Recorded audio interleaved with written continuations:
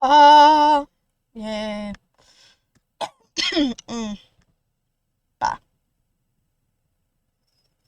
Hello, Internet, and welcome back to the Story Nook. Today we are going to be reading Tales from Workers from several different subreddits. Our first one coming from Tales from the Front Desk. So go ahead and get your tea, your water, your hot cocoa, whatever it is, your coffee, and join us. I currently have a little bit of leftover blueberry pomegranate lemonade from Wendy's in this car that I'm going to drink. It's watered down from ice, I believe. Our first story comes from user Other Cantaloupe 4765. I'm still.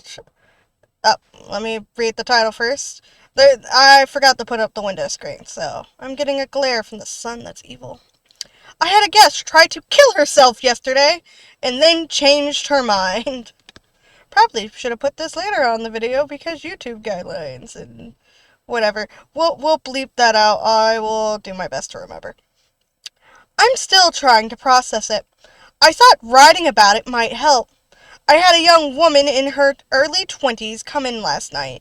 She stopped at the desk in the evening and was obviously very upset about something. She was from around the area and said she needed to get away from people and be alone. I asked if everything was okay, concerned there might be domestic violence or something going on that she needs help or resources for. She said everything was fine, she just needed to get away from everything and be alone. So I found a room for her at the end of the hall on the top floor. That's something I try to do for all young women traveling alone. It puts them in a spot where there won't be constant foot traffic and people outside their door, which I know from experience can make us jumpy and anxious. I gave her our 10% off rate and she asked if she could pay in cash. I told her that was fine. Honestly, I guess I'm a girl, but I would prefer not to be on the top floor because I feel like the top floor there's less exits on the top floor. I like being on the bottom floor. I also have a fear of heights, but I like knowing where my exits are and knowing that pretty much anywhere on the bottom ground floor can be an exit if you make it. Not so much on a top floor. But that's just my experience. I guess for other people, they would, if they wanted to, if they felt really jumpy and anxious, would you want to be on the top floor? Let me know in the comments below. I'm curious. The only luggage she had with her was a smaller book bag. She opened her bag and pulled out some cash, mostly crumpled $1 bills, with two 20s thrown in. It came to $49, and she asked to put the rest on her card. No problem. I told her I was here if she needed anything at all, even if she just needed to talk to someone. I didn't see her again until a few hours later when she came back down to the desk, off balance, breathing unevenly, and had been crying. She told me she needed to check out because she decided to go to the ER.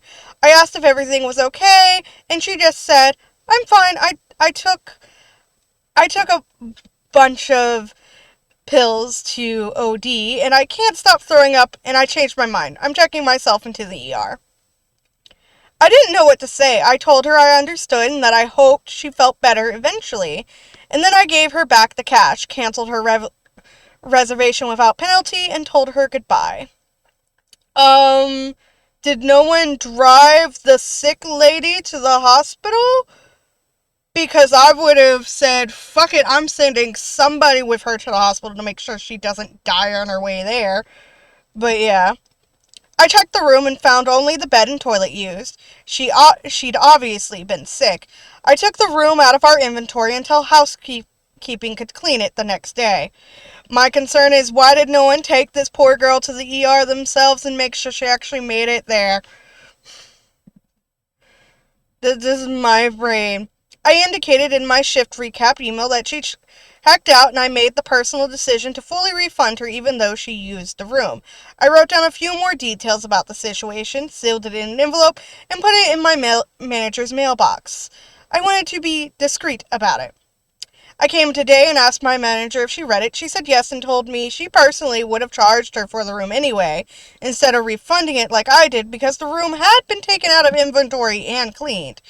I made it clear this girl had purposely OD'd, and my manager shrugged and said she's the one who decided to take all those. It was her decision and she voluntarily dirtied the room. Your manager's a bitch. A heartless asshole. No, my manager is fantastic in so many ways, very supportive of the front desk staff, and we have a lot of similar perspectives regarding both our work and personal lives. I've worked with her for over a year now. It really kind of shocked me. A lot. To hear her say something so cold like that.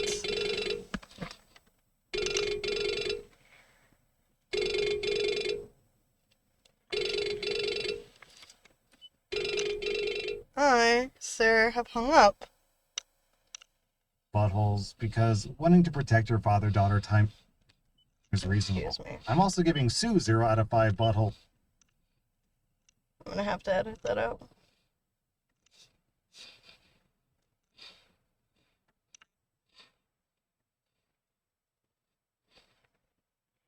Sorry, I had to fix that.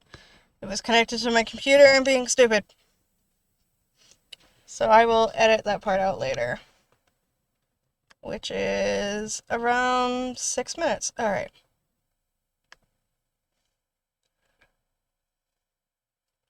To hear her say something so cold like that, it made me angry and left me feeling alone and unsupported.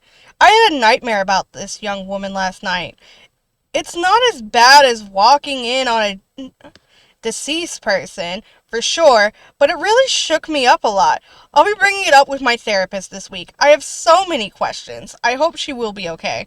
I also hope that poor girl will be okay. Your manager's a cunt. Because how do you not show any empathy or shit? But you know, people in those corporate blah blah blah, we're better than you bullshit situations. Like, I know for a fact, like, I do suffer from, like, suicidal thoughts every now and then. It's just a thing. My way of going is not through, that, because, like, I have thought of how I would like to go. But I also know, like, people, they go on cruises, some of them check into hotels. I know it's a thing, and it sucks. Your manager sucks. I'm a little bit upset that no one went with the girl to make sure she made it to the ER, considering she was off balance, because to me, I'm just like, I don't think she would be able to drive. I would have sent somebody with her. But, yeah. On to our next story, which will hopefully be a little bit lighter based off the title, comes from Tales from Your Server, posted by user Alternative Run 6116. Lying to a customer about cheese. I'm hoping this one will be funny. I really am. The restaurant I worked at had a cheese board, and the cheeses on the board would change constantly. Like sometimes even multiple times in the same night. Moreover, all the cheeses had dumb long names like Vermont Salisbury Hill Farms Triple Cream Chevere and nonsense like that. Plus, they weren't listed anywhere. You had to go find the chef to ask what they were. Once I had the whole bar section to myself, and all 12 tables were full. So I was racing. Some guy ordered the cheese plate for dessert, so I brought it over and started rattling off the cheeses at lightning speed. I looked at the cheese on the plate and didn't recognize it, so I just said, and this one is, it's Parmesan. And then I started sprinting away. Wait a minute, I heard from behind me after 3 frantic steps. I looked back. The guy with the cheese board was looking at me with his big gray mustache all smushed up into the center of his face. Parmesan? That doesn't sound right. And then he started guffawing with the rest of the table. I took one step back toward and I said, well, that's because it's goat Parmesan. And then I turned around and got the F out of there as fast as I could. I still feel a little bit bad about lying to the guy about the mystery cheese. And I know some people here will tell me I should go to actual real life hell for lying to him. I personally don't think so. But I did what I had to do in the moment. I was slammed and was simply did not have time to go find the chef out back or in the office or in the walk-in or whatever she was. Have any of you guys ever lied to a customer out of necessity? Oftentimes, yes. Because I'm just like, can't you see I'm busy? I am not going to be able to help you. Sorry, my dude. But also, they should just keep the cheeses. Like, it's nice knowing, like, the cheeses are fresh and different every day, but at the same time, send it out with a list on it or something. Like a little picture guide, like on the box of chocolates. That's all I can think of. Probably because it's November, and now that it's November, it's all like, time to bring out the Christmas stuff. And your brain's gonna remember the box of chocolates with the assorted things, with the pictures. Y'all know what I'm talking about, hopefully. If not, who knows. Our next story is from Tales from the Front Desk, posted by user Savings Jello 5926. Would you charge your guest if they accidentally bled during their periods on hotels' beds? I am not a native English speaker, so forgive me for any mistakes I do. This happened to me 5 years ago. My period had started in the middle of the night, and I bled a few blots on the Airbnb sheet.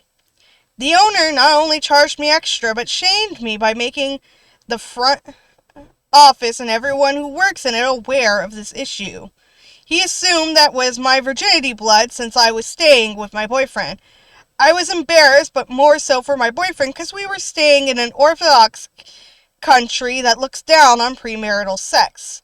Thankfully, the Airbnb was on my side and didn't charge me. Edit.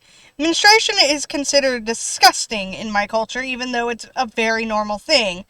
50 to 100 years ago, in some houses, women had to live in a makeshift tent just outside the house but within the same property for the duration of their periods. It is very common for the menstruating women to not be allowed to cook or enter the kitchen.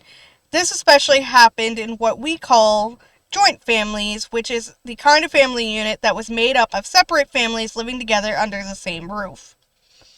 So yeah, I personally don't know if they charge you if like you bleed blood on their sheets.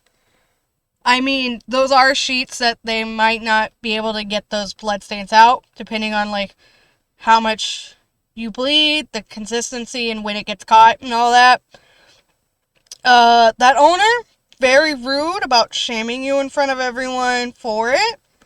Let's go read some comments. And I don't have